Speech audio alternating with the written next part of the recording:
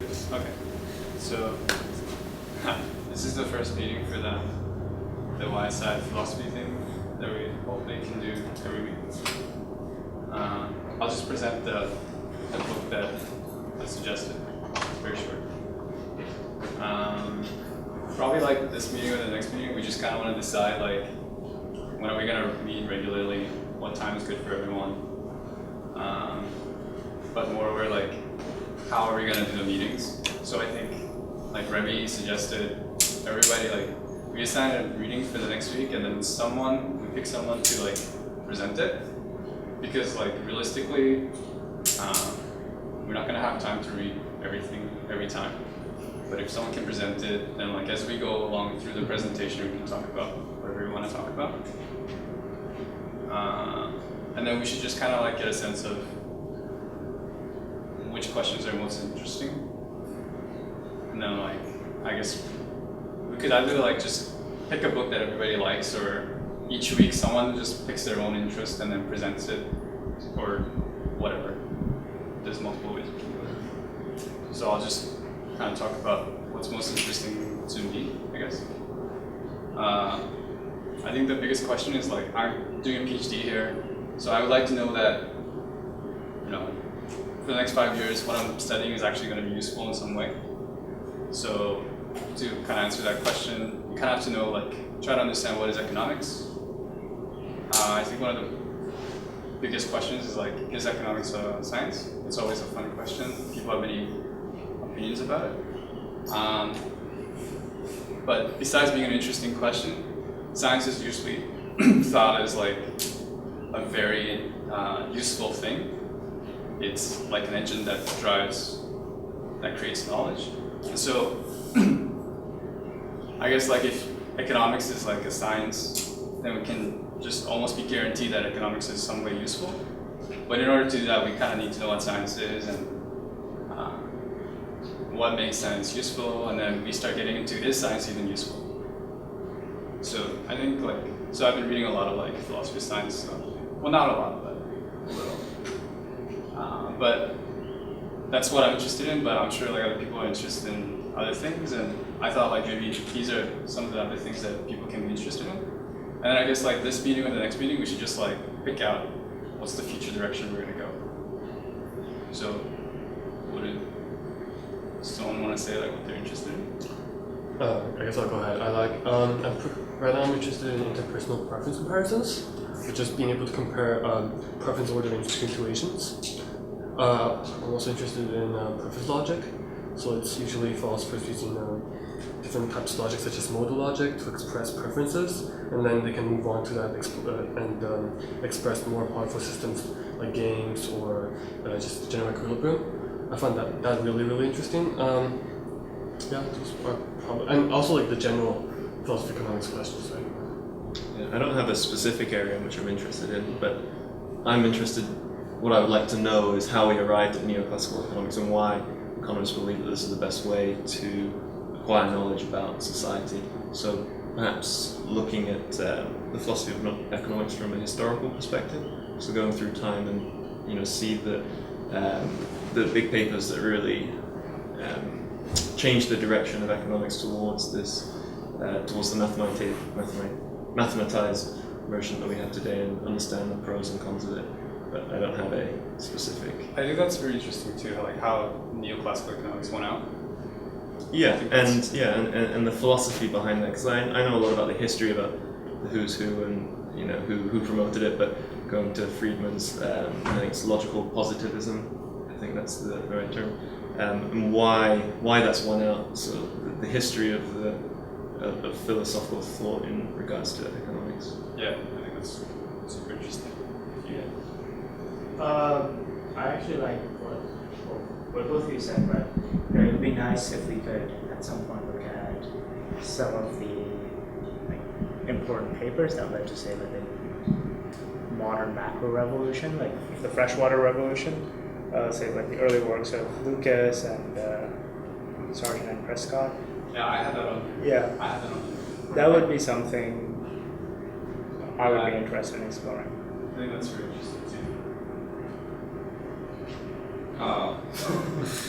I'm very new to philosophy of science and of new with philosophy of economics, so I'll try to catch up with whatever you're interested in. I was interested in the papers in the Haussmann book, and on the side I might read the book by Rice. Right, yeah, which is more looks more like a textbook, like than academic paper. But yeah, for introduction, even if it, some critics have said that it might be pushing one vision against another, but to start with. Yeah. So I got the sense that the Haussmann book has a very wide selection of contributors. It seems reasonable to me. I'd like whichever book we decide to work through one book, that would sort of give us a sort of nice basis to start from. Just the only problem with the Rice book is that it's not on PDF, and it's not in like the utility. Yeah. Right. So if people are not like willing to buy, then I what mean, are you gonna do? I haven't like I've bought it beforehand, like fairly long time ago, but I'm not sure if it's like viable to like just scan every page, and distribute it. Yeah, I think like someone said they have a PDF of it Yeah. on the Facebook Very group. nice. Yeah, so that's there. That's demo. MOOC. The good thing with this book is that we have the slides pre-made. So if you want to cover a subject that the book covers well, you can just take the chapter and present the slides and discuss about it. Right. That's useful. Yeah. Yeah. So I guess we'll like talk more about it when the other half comes, and then we'll decide like whether to vote on it or alternate or. Like, is everybody fine with having someone doing a presentation and then we discuss it? Yeah, that's a good idea. We don't have to choose today who wants to do it unless there is a volunteer for next time. Someone wants to volunteer. I mean, if no Well, one I wants guess to I'll- do it. Yeah, unless I don't know. Like, I guess we'll see after the end, like which Yeah. topic you'd like to present and which topic I like. to Yeah. present. Maybe like if you want to present on the macro, then like maybe later on we'll get to it, or you can just go again. I'm sure like yeah, we'll lots probably of- cycle through a couple of times. Yeah, okay. We'll decide at the end. Okay, so then I'll just get into the book. So it's like a very short book by Samuel Kasha, I think. It's just like an introduction to philosophy of science. Wait, anything else? Anything I missed? No, right? Okay, I'll just get into the book. And I think like you guys should like interrupt me as much as possible. Okay. Because I didn't even practice or anything. But like I think that's how it should be. Like someone just presents and then we just get stuck on the first point on the first slide for an hour, that's fine, I think. Or that's like desirable maybe. So we're gonna talk about science. And basically the book says there's two fundamental ways of reasoning. Deduction, and deduction is a process where you have some premises given, and then the conclusion follows necessarily by logic from the premises, if they're given that they're true. An example is all Frenchmen like red wine, Pierre is a Frenchman, therefore Pierre likes red wine. And then there's the other major block of scientific reasoning, induction.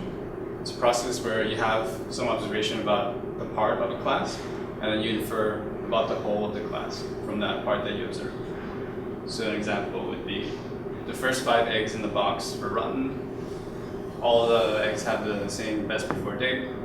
Therefore, the 6th egg will be rotten too. I thought that was an example of an example showing that what is not induction. That one there.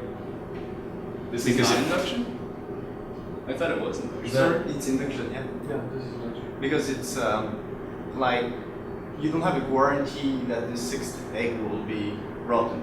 You have a lot of evidence, but you don't have a guarantee, and that would be the difference between induction and deduction. Okay. Deduction, if the premises are true, the end is always true. But if you want to trick someone, you can like take a box with eggs and put 5 eggs that are rotten, and find like somewhere else an egg with the same best before date, and put it in the box, but that's not rotten, and you will violate the conclusion, even though the premises are true. Okay. So I think people define these things differently, but basically it's like you can define it that way. The premises do not guarantee the conclusion, or you can think about it like you have a part of the observation and you infer about the whole. You have 5 of the 6 eggs, and then you infer about all of the 6 eggs. I don't know if they're contradictory or. I think it's more property, because after in the book he talks about the necessity that the conclusion always follows the premises with deduction, but not with induction. So I don't think it's a definition, it's just the properties that makes it easy to differentiate them. But then you get into trouble when you ask, when you start with inference on the best explanation. One question I had was when I was reading about induction was the difference between induction as they define it there and mathematical induction, because it seems to me that mathematical induction is following defined premises. So you have you have mathematical laws, and you induce from observations on the integers, for example, and you infer about integers that come after the ones that you're able to assess yourself. So I was just curious as to what the distinction is between mathematical induction and deduction here, because here there's no law saying that the 6th egg will necessarily be rotten, but mathematical induction, it seems as if there almost is a law. I actually know a bit about this. Mathematical induction is considered deductive reasoning. It is, okay. Yeah, so precisely for the reason you stated, right? Because you have integers, they're uniform, Yeah. so the rules preserve as you add in. But mathematical induction, if you want to, that only works if you go to integers of less than infinity. If you want to go to infinity, you have to do something called transfinite induction. I don't know how that works, that's another word. Okay. But yeah. And that's more in the line with induction described here. Transfinite induction? Yeah. No, I think that's still deduction. Still deduction, Yeah. okay. Do you have an example of mathematical deduction and mathematical induction? Or Mathematical, what do you mean mathematical? I don't know, either deduction in, because we're talking about mathematical induction, that's a type of deduction. Right. What other type do you have in mathematics? Or You have like, I guess mathematical induction is a type of proof, right? I don't know. So you I have no like knowledge about it. So what you do is you take a base case, Yeah. and then you assume the case to be true, and then you just prove that the case is true if you add 1, or if you add, and then Okay. if it just keeps going. Yeah. Right? Oh yeah. Proof So by yeah. induction. I see. Yeah. So that's just a proof method, and it's deductive. Okay. Yeah. So I think it's deductive because, like in mathematical induction, it kind of looks like induction because you just say like, given this, the next one is, and then because of that, everything is. Mhm. But like in mathematical induction, you use properties Mhm. of the whatever. Yeah. You just pick an arbitrary one, and all those arbitrary ones, they'll have the same property, and then you use those properties to deduce what's going to happen. Yeah. So I think that's why it's deduction. Right, you're right. Because when you pick the first case, it's already like you're already generalized, right? You're already talking about every single case plus 1. You're not saying this case and this case plus 1. So you're actually not going like in a sequence, because you've proven for all sequences already. So that's why probably it's in deduction, not induction. Yeah, I think so. I think like mathematical induction is pretty much similar to like picking out all of them and seeing, Mhm. but that's equivalent to like what do all of them have the same property, and then just use those properties. That's why it's kind of equivalent. Okay. So you're observing all the eggs, but you're proving that all the eggs exist by looking at a subset of them. Yeah, That's it. Like all the eggs have this property, which is Yeah. defined logically by math, Okay. and that's equivalent to looking at all the eggs. Right. Right. But in the real world, you Yeah. know, we know that eggs have like one single property. Do you want to answer? Yeah. Like, yeah, the only thing would be that in mathematical induction, if whatever conclusion you're coming to is false, it would be like deduction. It would be one of the premises is false. Right. Here, all your premises would be true, but it would still be the case that the 6th egg is true. Yeah, maybe the Remy's way of like thinking about induction, where it's just a form of reasoning where it's not guaranteed, even if all the premises are true. That's my biggest concern. Although I'm sure some people disagree, and I think there's an example. So since these ways are of reasoning are fundamental, that was a very interesting question. I thought about it too, like when I was in undergrad. important to understand what the potential problems of each of the reasoning are, because they're pretty much the foundation of most scientific inference, right? Either you build a theory, and then whenever you're examining your theory, you're using deduction, or you make empirical statements about the world, in which you're using induction. And science uses both, and they're codependent and critical. So let's look at what can we go wrong. So the first thing is, with deduction, given the premises are true, the conclusion is guaranteed. But how do we know that the premises are true? So I think that's the problem. For example, do all Frenchmen actually like Britain? And there's like huge controversies over what's the reasonable assumption, what's the induction. How do we know that a part of a class is good evidence for the entire class? So the sixth egg doesn't have to be rotten, right? It could have been rotten. I take out the rotten egg and then put a non-rotten one. And then when someone examines it, it's not rotten. I mean, that's logically possible. I'm sure it's happened before. So is there any good reason, however you want to define good, to believe that the sixth egg is rotten?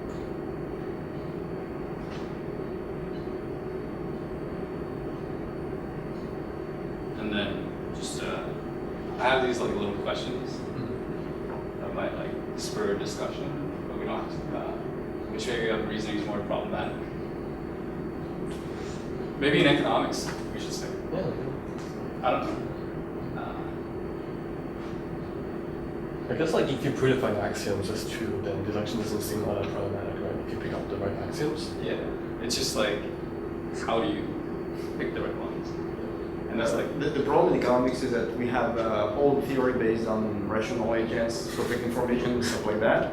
And we already know that the premises are true.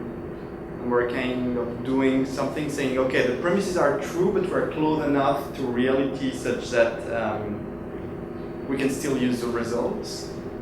But like every experiment that tried to confirm Homo economicus exists failed or showed the contrary. That's why we have behavioral and other things, right? okay. So like, I guess an interesting question from that is like, can we ever like usefully use deductive methods when we know the premises aren't really true, which seems to be going on like all the time with rational economics? And like most rational economics or neoclassical people would say yes, you can do that. But what's the basis for that? I think they would say like it's close enough. I think Friedman says that it doesn't matter if the assumptions are true or not. It's whether or not the agents of which you're analyzing are acting in a way as if those assumptions are true. So it may not be the case that people are motivated by money to choose certain things, but that doesn't matter. As long as they are acting in that way, we can assume this assumption to be true. I think it calls it like the as-if argument. So I don't know whether that's. I think like Remy would say, in like the lab setting, they're not acting as if. So then, but then people still use it like it's the most prevalent theoretical framework in economics, right? Right, So, but behavioral models suffer from the same criticism, right? Because in those you take away one sort of set of rules that govern how people act and react to their environment, and you just put in another set of rules. So you bring in, say, give me a behavioral feature that people use. The one with the king, I can't remember names.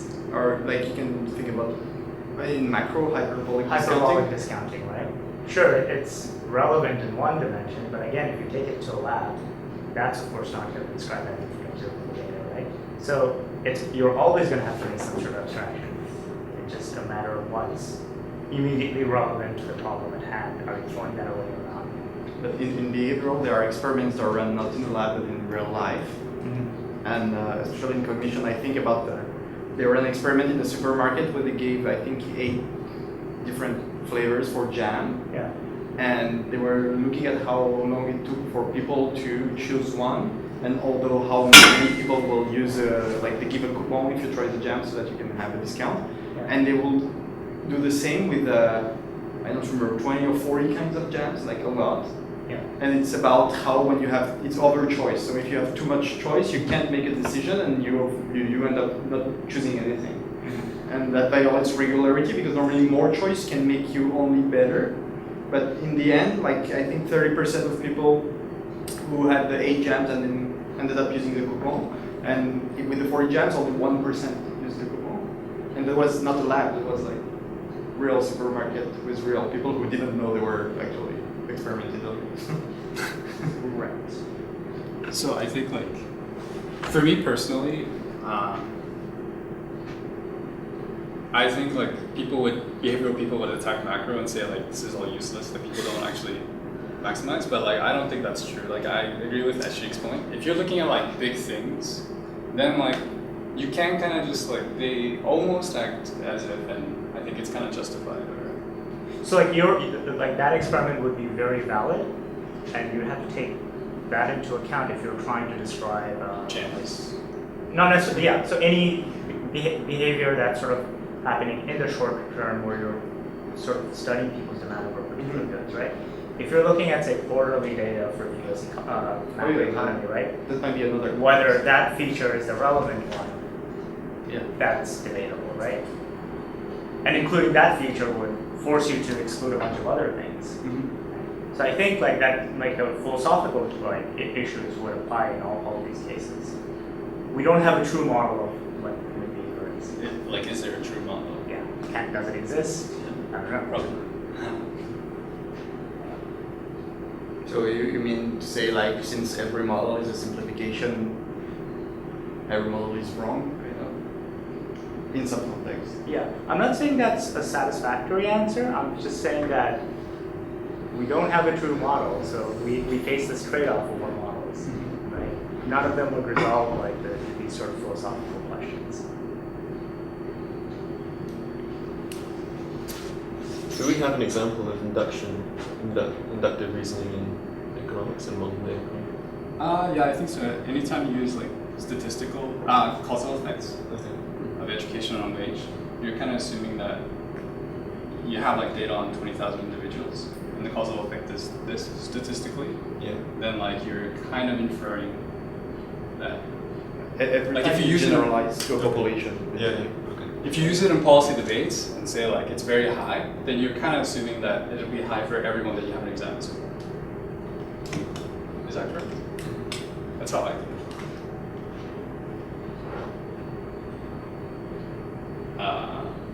So we're talking about induction and deduction and their problems, and then this book is going to focus on induction.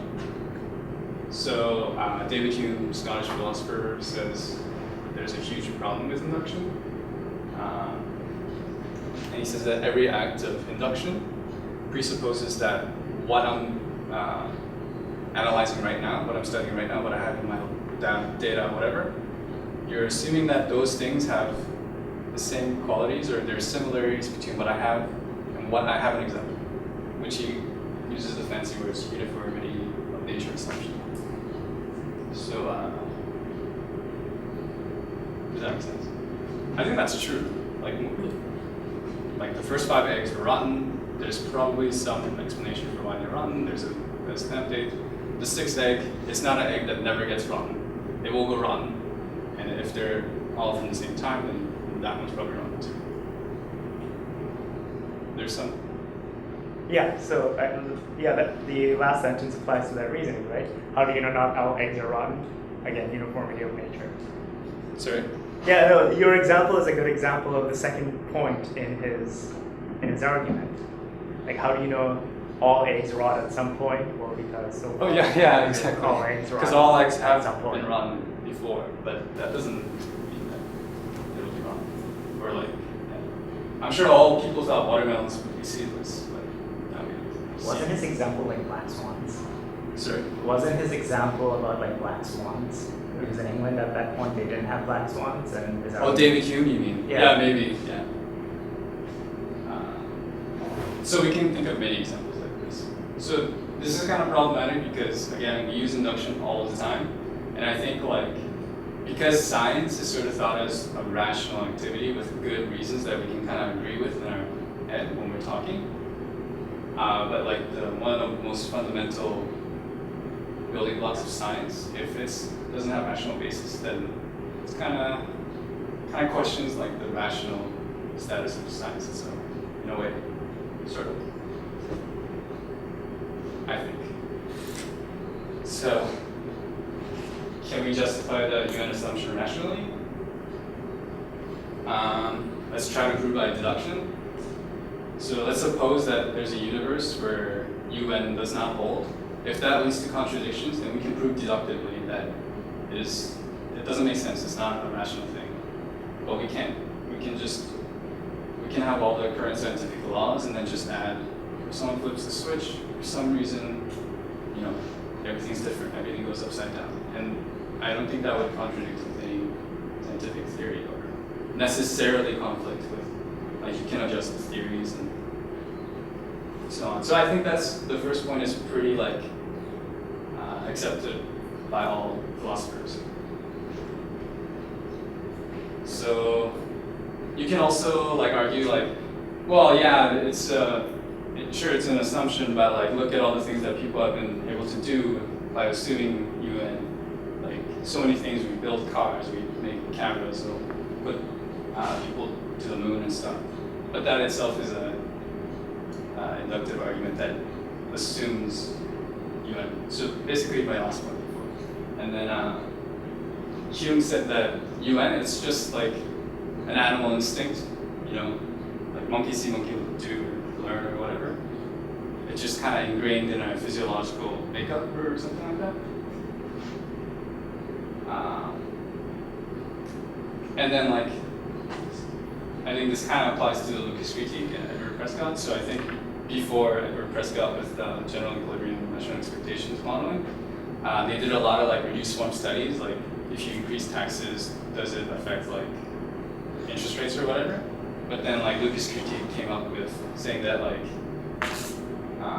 you're using the UN assumption, and I have like a theoretical mechanism or pretty rational explanation for why it would not hold, that people have expectations about what the government will do.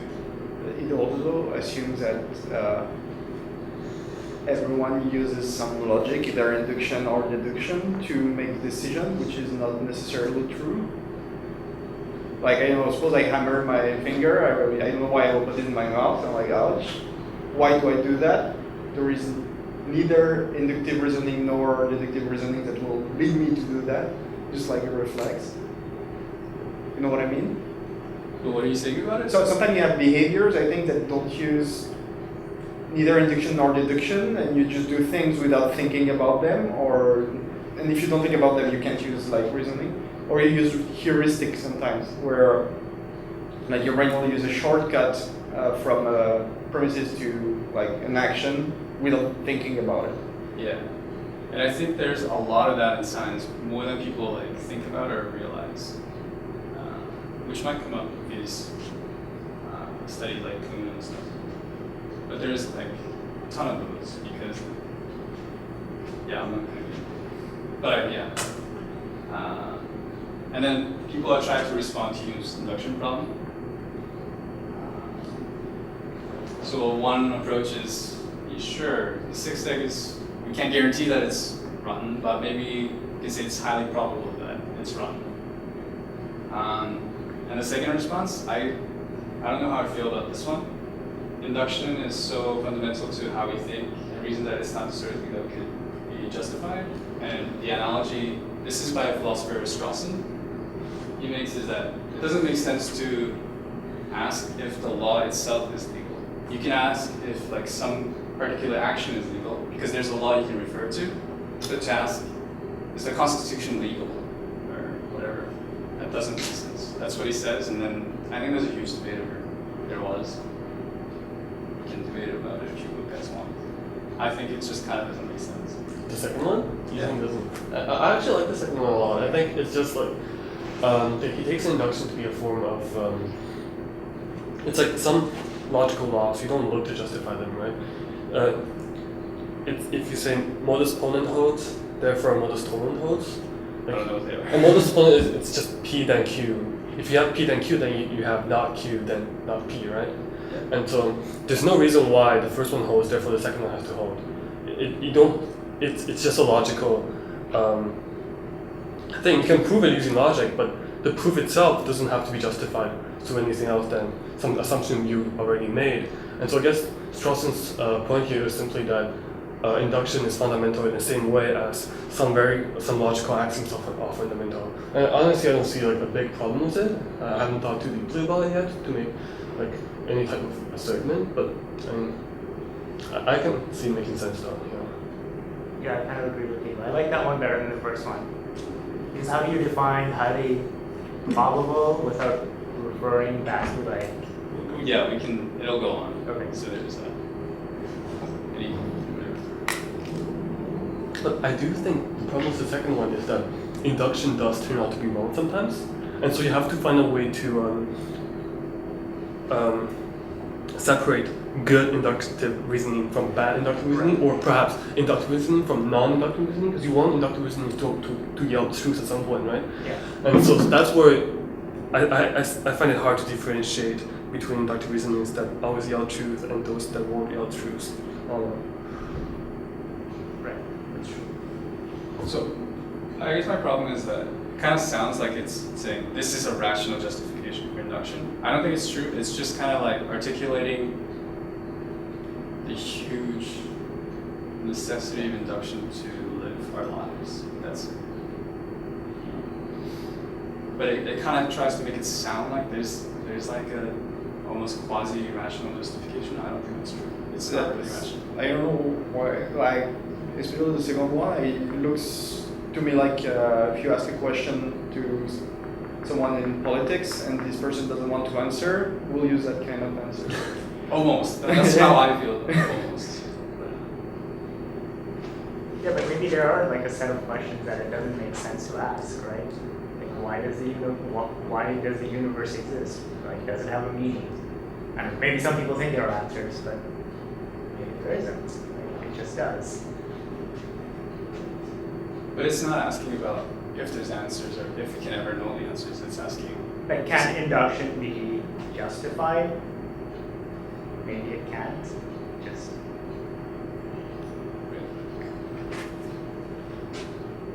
never mind. I have to think about it. No, I agree with what you're saying. I think because it is a question that can't be answered.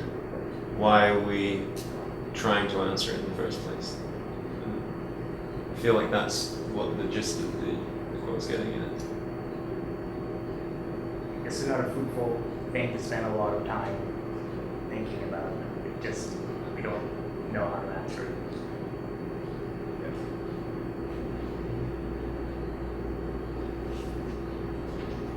Move on.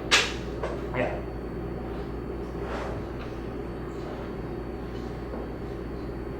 So the first one that people didn't like,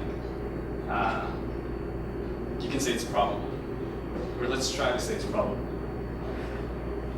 The sixth egg is not guaranteed to be rotten, but it can be highly probable. And let's see what are the potential problems with this. So it kind of depends on your interpretation of probability. So I think you posted like that podcast. Yeah. Yeah, I might listen to it. It sounds really interesting. It's interesting. But here's the three that the book highlights. So here's a statement: the probability of finding life on Mars is 1 out of 1 in 1,000. The frequentist would say something like, well, the book says it doesn't make sense to have a frequentist interpretation of this, because you would say something like 1 out of every 1,000 planets in the solar system has life. I think you mentioned modal logic, so you might know a little bit about it, but like I was thinking maybe you could use modal logic and say like 1 out of every 1,000 possible worlds contain life on Mars. Have people tried to use modal logic in For probability? I don't know too much about modal logic. I just know it like when they apply modal logic for preference logic, what they say is that you prefer state X to state Y if in every possible world that is where you have the choice, you would choose state X or something similar to that, right? But I think it could work for probability. I'm sure some people have, and then there's problems, and we could like study it for hours and hours. So modal logic is basically like logic of necessity possibility. So Boolean logic is like and if there exists everything, but you can't say it's possible that this will happen in Boolean logic. So modal logic tries to do that by saying there's possible worlds, and then if something exists in a possible world, then it is possible. If it doesn't, then it's not. I think that's how it is. It is how it is, but then like, it gets more complicated because you have closeness of worlds, where like the closest world is the one that's exactly the same as yours, except in like the one aspect is different, and then you have, as you get further and further, lots of physics gets disregarded, and so Yeah. So how possible it is depends on how close you are to the original world you're analyzing. Yeah. So frequentist won't work to try to answer Hume's problem. Subjective won't work either. Subjective problem, it's pretty much like expressing the strength of your belief. So 1 in 1,000, that's pretty low. So all that it's saying is, I highly doubt it. And if it's subjective, then it's just your own opinion. Who's going to say anything about what you And your own opinion is probably based on, or is based on your prior experience of that case, so it's assuming uniformity of nature from your subjective experience, right? So Yes. trying to answer the question was already assuming the premise to be true. Or false. Yes. Yeah, I think so. And then the third one, it kind of gives you a possibility of answering the question, so it's logical. So that it says that there's a body of evidence, and then there's an objective fact about the probability of something given this body of evidence. So we know like all this thing about science, all this thing about philosophy, whatever. If you take all those into account, there's one answer about the probability of life on Mars right now. So I think like what you were saying about before about subjective experience, maybe like you could say logical is the one where you take out all the subjective non-information and then you have all the logical information, and then based on that there is an answer that everyone can agree. But then that's distorted because of our own subjective. I was just thinking maybe that's one way to interpret it. That's, logical probability, that's, you can only use logical probability under the assumption that you have perfect information about the state of things. Am I right in thinking that? Given... No, I don't think No? it's perfect information. It's just like, it's like the setting is you're given some facts about the world, and then like given this set of facts, it doesn't have to be perfect, it can be completely wrong, but given this set of facts, there is one answer about the probability. I think that's what logical is. But given those certain facts, you have to then know what is the probability like of those facts that you're already given, or what is the... Oh, so truth of you're saying those. like you have to do deduction properly. Yeah, it seems like, is it a deductive way of getting a probability? I think it's deductive. Is conditional probability deductive? Like is Bayesian probability? It depends what. If like for me, the difference with frequentist and logical, both can use anyway conditional statements.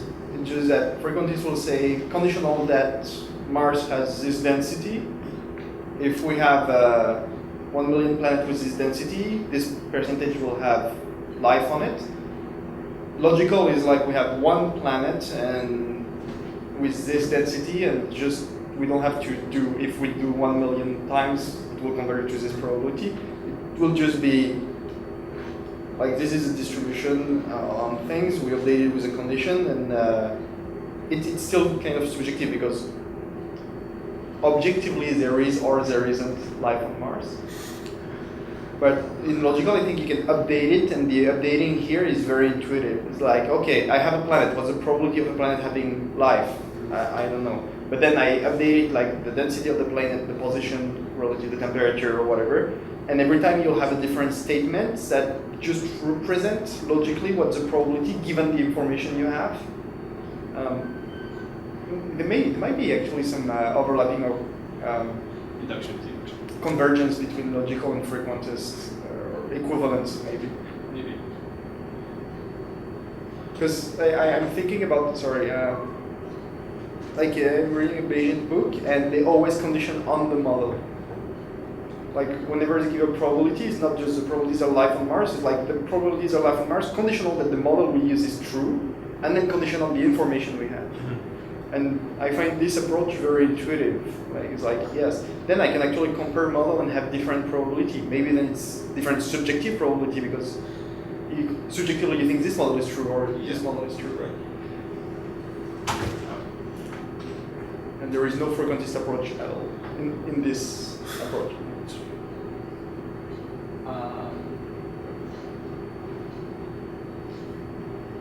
So frequentist doesn't work. I want to say about the unit assumption. I said it depends on It's hard to think about uniformity when you have only one element, right? Yeah, I guess it's just kind of awkward to start off with, and people just like brush it off. Subjective, we all have different subjective. It's just our opinion.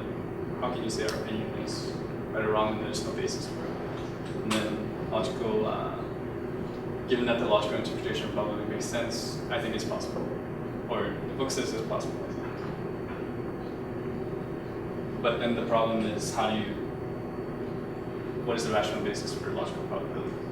And I think if you're trying to do that, you might come up into the unit assumption again, somehow. Yeah, and then, but I'll just move on. Or, what do people think? Spent hours talking about it with Harris one day. Oh yeah.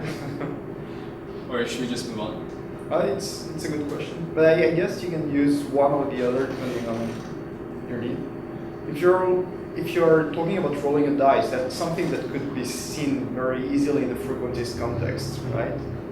If you're talking about the unique event, or something that like there is only one pole, what will pole do tomorrow? Like I can duplicate you and It's see. kind of weird to think about. Yeah, so then frequentist wouldn't hold there, and then you'll have to use logical, I guess, or subjective. What do you think? I don't know. A little bit more. We can do a special probability one presentation. Yeah, no, that would be useful. I'll just move on. So those are the ways trying to answer Hume's problem. I guess the answer is just we need induction, so let's just get on with it for now. And then there's another fundamental way of reasoning, which is so this is where like how you define induction comes into play. There's this thing called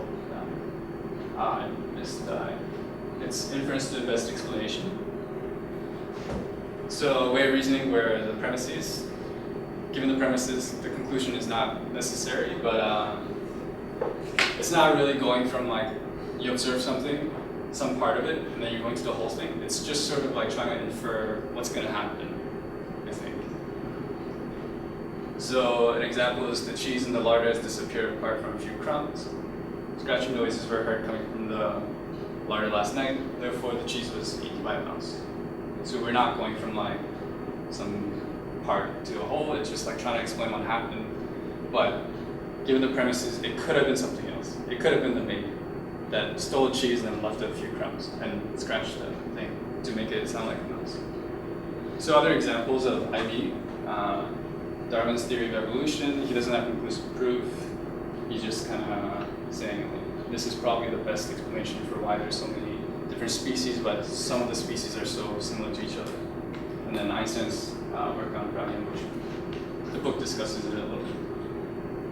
So some issues, this is where like, how do you define induction and how do you define IB? And they seem to be kind of related in that they're both non-deductive.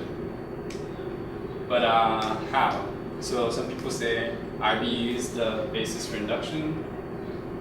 Example, all metal conducts electricity assumes that like there's some reason out there that can explain like the property of metals, all metals or something, and it explains why all metals conduct electricity. That's why when we observe the metals that we have right now, it all conducts electricity. So there, some idea of an explanation is implicit in the induction. But you can argue it the other way and say induction is the basis for IB.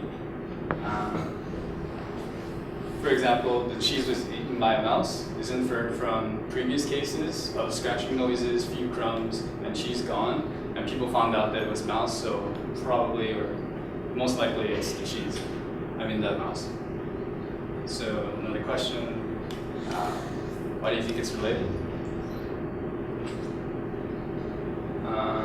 But I think the more interesting is what does it mean to say best explanation? So we have all these theories about economics, and there could be potentially like millions of economic theories about why people buy this. But we say that we have one theory, right? We say it's probably the best one.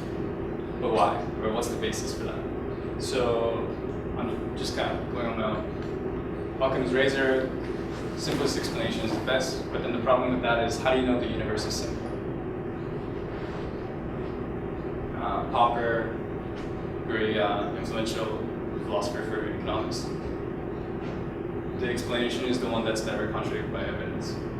In science is where you just keep testing your theory, and the moment it's refuted by the evidence, you reject it. It's sort of like a weeding out of the bad theories. That's what science is.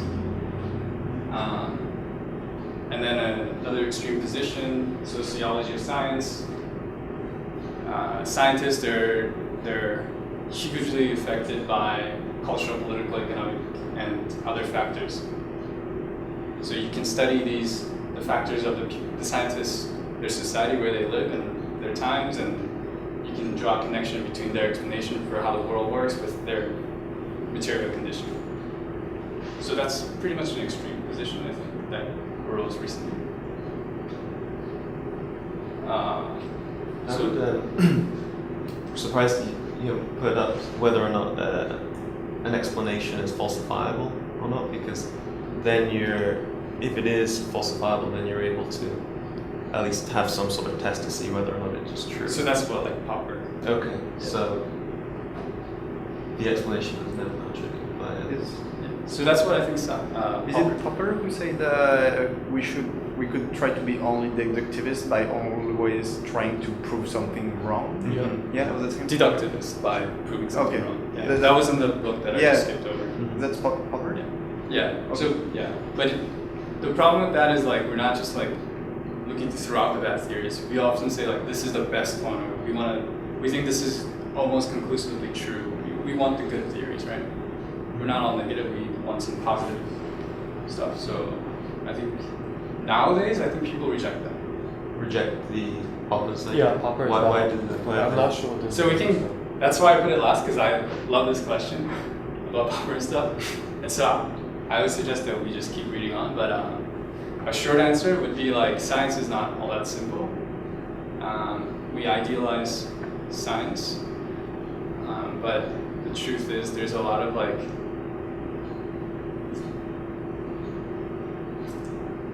Okay, I'll use an example. When you went from Newton to Einstein, there are different theories. Although some people say it's like they're pretty much equivalent or same theory, they're different. They say different. They have different predictions about different things, but it's not like Einstein's theory has better prediction for every single phenomenon that you could test Einstein's theory and Newton's theory on. It's just that Einstein's theory explains the most interesting questions that scientists of that time had better than Newton. So if you think about Popper's idealized way of thinking of science, then that's kind of flawed, right? Because they both have some things they can explain better and other things that you can't. So then how do you choose? So then this is what basically what Kuhn says.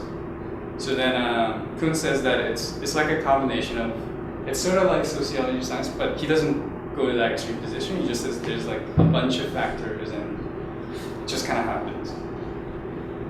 And it's kind of like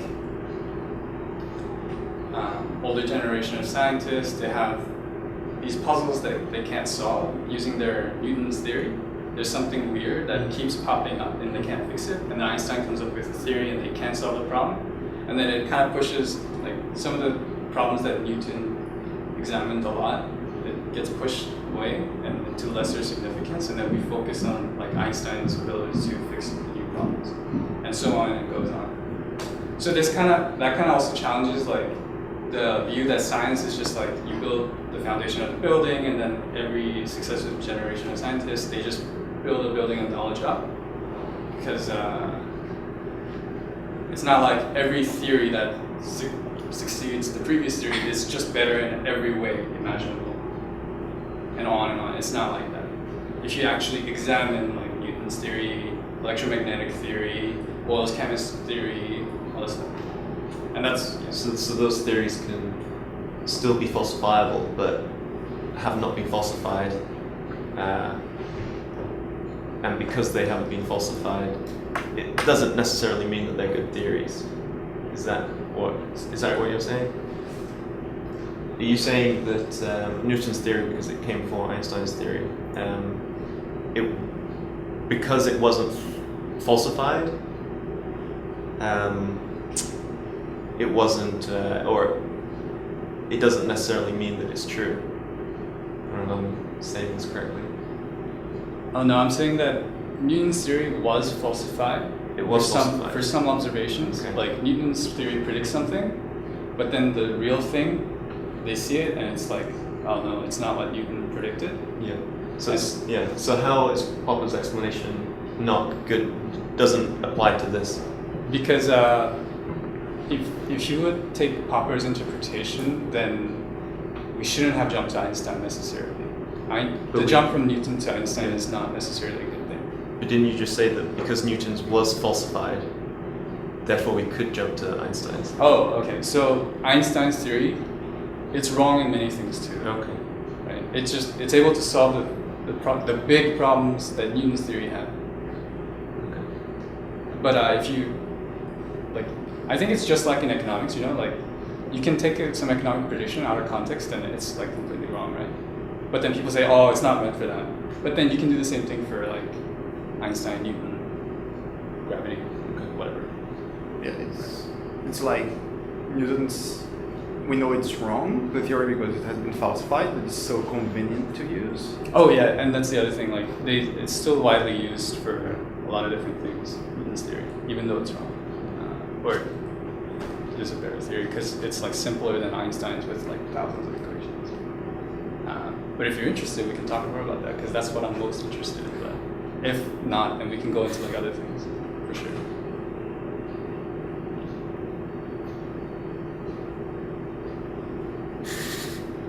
Okay, that's it. That's the end. So just these things. Right. Yeah. When should our next meeting be? Same time? Yeah, sure. Well, since people are unhappy With Friday? we're trying to decide what the best date is. Let's try to figure that out. We could do it online again. Should I just send in a doodle? Yeah. I thought that might be kind of annoying, but maybe that's the. That's the only way you're gonna get information from everyone. Otherwise, Yeah. people will just ignore you. Okay, I'll just send a doodle. This time I won't like suggest times. I'll just like, because last time I picked out the days that this room wasn't booked. Oh, right. That's why. Yeah. But this time I'll just like, I think there's an option where you just don't suggest any times and it'll send you like 8 o'clock to 10 o'clock every day. And then you just pick out which time is the best. Yeah, I think we can make.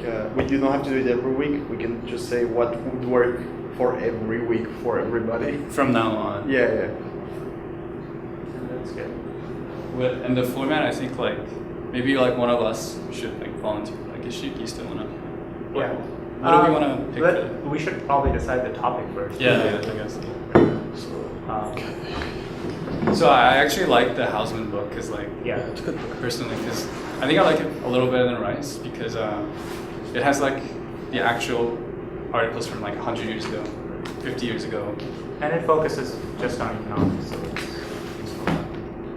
But it's like general enough, I think. Yeah. It's not like game theory and then people who don't care about game theory, they just like blow it out of their minds. Right. Does it have a historical perspective? I mean, does it go chronologically through time? Is I that think how it's so structured? because it's like John Stuart Mill and then Weber and then someone else. Okay. Although that might be just the introduction. Yeah, I think he has like one of Mill's essays in there, right? That's the first third one. chapter. Yeah. I'm trying to get the list of chapters so we can see what we have to cover. Or maybe you can find it online. There's supposed to be something about that. It's anthology, right? Yeah. Yeah.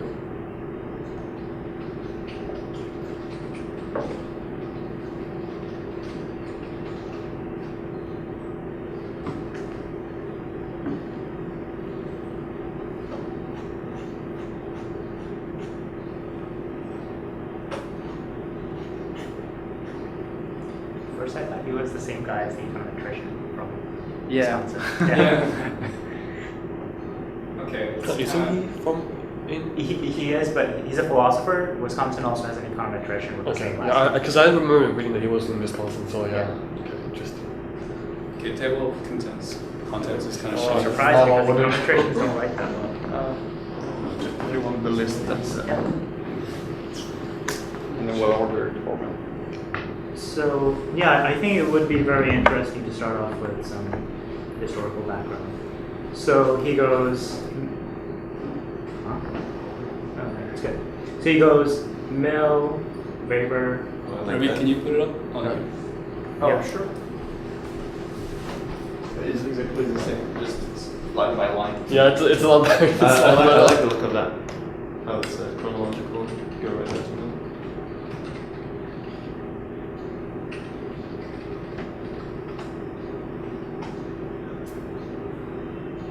Yeah, I want to read more about like how neoclassical went out because I was trying to read a little bit and I think like they were kind of like in like the 1930s or something there was a debate about which direction economics should go and then they just kind of completely separated from psychology. Before that, Yeah. is So that are you true? talking about like the Cambridge Capital controversy? I don't know. Okay. What's that? So it's called the Cambridge controversy because one group was based in Cambridge, US, Harvard, and MIT, and the other group was in the UK. And it was mainly centered around like how we should think about capital in Okay. macroeconomic models. So in standard models, we think of capital as this sort of aggregated thing, and we can relate it to interest rates in terms of its like marginal product, right? And the British people didn't really like that at all, and theoretically they could show that actually the models that people in the US were using to justify that assumption or that argument were very fragile, and it's easy to construct a realistic case where the relationship between the stock of capital and the interest rate is not monotonic in any way. But surprisingly, the people in the US won out and so go with that model. It would be interesting to go to that, but with some background about like what are the standards for what abstractions we can make when we do economics. Because one of the critique of the UK school is that sure you have these nice theoretically justifiable results, you can't use it to construct models that will allow us to look at macroeconomic data and make sense of it. So yeah, we're making this assumption that's probably not very realistic, but we can work with it and do useful analysis. Yeah. So maybe that's something not for immediate, but like later on. That sounds interesting. And I want to go over the Edward Prescott thing, you know, Yeah. his thing for macro, like you were mentioning. Yeah. Because before him it was all reduced form, and macro was like all reduced form. Right. Yeah. So I think with some context, it might be very good to go. Or maybe just in those two things in the same macro. Yeah. Yeah. Sure. All I'm saying is that because there's a paper by Sargent and Lucas where he sort of like lays out their argument for switching to a different methodology, and they sort of like go through different objections people might have for sticking with the current one. Like, is the current one good in terms of its empirical performance, right? Well, it turns out it's not. Is it justifiable based on what else we know how the economy works? The argument it's not, right? So they're not just attacking it in one direction, they're attacking it in a whole bunch of directions. It might be good to sort of like think about those things first and then evaluate whether their argument is valid. Yeah. Does that make sense? Yeah. Yeah. So anyways, there's a list. There's no year. I haven't read any of those classical papers, so I'd be willing to read and discuss any one of them. I think I've read. Can you guys read it? Yeah, my glasses are used. Most of them. Is it better? I don't know. I guess I'll just have to go with that. I want to read papers.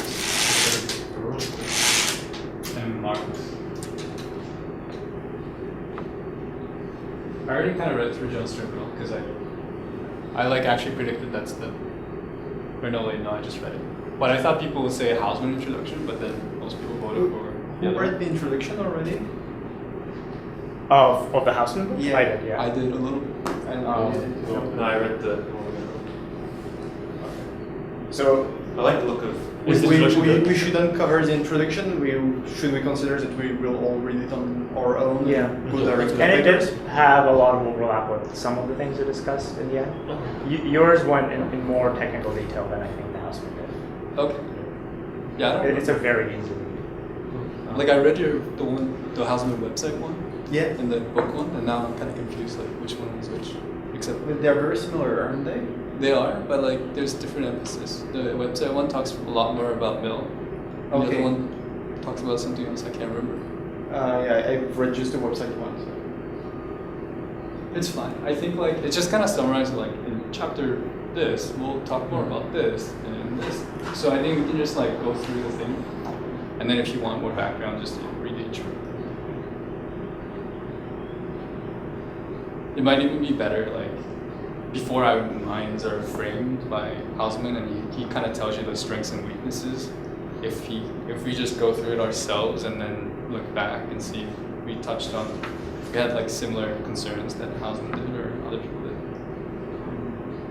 Just mean read the original text, discuss it, and then we can read Houseman's Yeah, if you want analysis. to. Or like I'm sure some people have read it and then they'll say like, here's what Hausman said. So which one would you like to do, Ashik?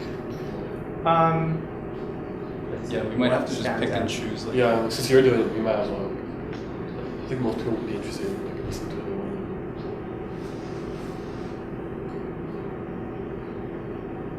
Just from the titles, I think Veblen sounds nice. Which one? The last one. So Veblen? Marginal Utility. utility. Yeah, I like that. Yeah. That something economists should definitely read. It's Mill who started with utility. Yes, But- yeah, yeah, yeah, I utility. Yeah, But I think there's a like him and bunch his of dad. Austrians who developed marginal Which one is utility. Austrian? So none of these are Austrians, Okay. but in terms of marginal utility theory, that was developed by a bunch of Austrians in the beginning Okay. of the century. Mill didn't really have anything to do with that, from what I understand. I don't know, guys. They all seem interesting, and I want to do whatever's. We can throw it out to the group on Facebook and see what people like. I think a lot of just it. like the first 5 papers right there. Yeah, all out of those 6. Has someone read several of them, and is there can tell us if there is any progression, like if we should read them No. in order or it doesn't matter? I haven't read it. Okay. It doesn't seem to matter too much, really.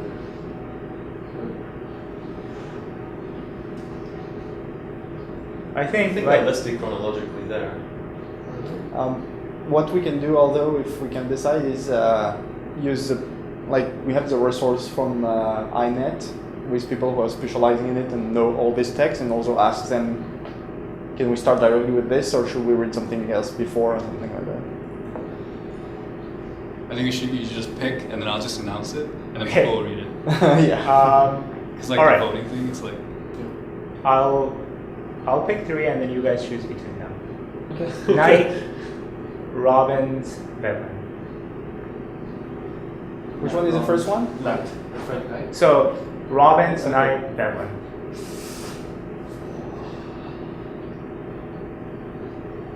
Okay, perfect. Do those 3 and. I mean, we don't. If we're doing this weekly, we don't have to restrict ourselves to only one. Exactly, We can yeah. do another one later on. let's do Veblen because I vote Veblen because you seem most interested Yeah. about that. And you're presenting. Okay. Yeah. Sure. Okay, Good. someone posted. Huh? Every week should I like post on Facebook? Yep. Make a new post or should I just keep commenting? No, but then you post. No, that yeah. New post, doodle, and then that's available in that book, which I posted on Facebook. Everybody can got it. On Or Facebook. kind of Yeah. Yeah. Okay, sure. But you can just go on Google Scholar and type the title, you will find. Oh yeah, that too. Yeah. Okay, cool. Okay, thanks. A lot.